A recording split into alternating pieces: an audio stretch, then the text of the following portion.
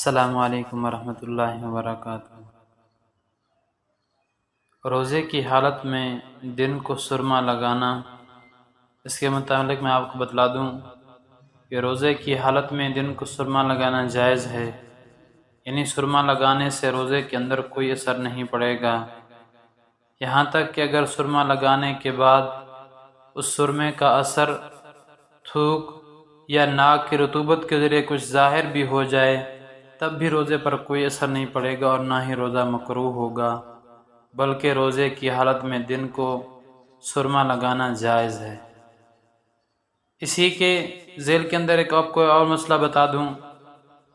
کہ اگر روزے دار کے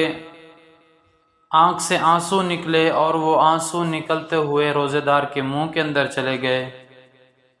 تو یہ بتلا دوں کہ اگر وہ ایک دو قطرے ہیں منہ کے اندر چلے گئے تو اس سے روزہ فاسد نہیں ہوگا۔ ہاں اگر غم کی وجہ سے یا کسی اور وجہ سے اتنا آنسو بہے کہ وہ منہ میں جمع ہو گئے، اگر ان کو اس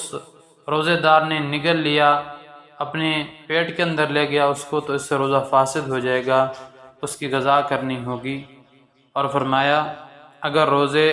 کے دوران آنکھ میں دوائی ڈالنے یا لگانے کی ضرورت ہو تو دوائی ڈالنا یا لگانا جائز ہے، اس سے روزہ فاسد نہیں ہوگا۔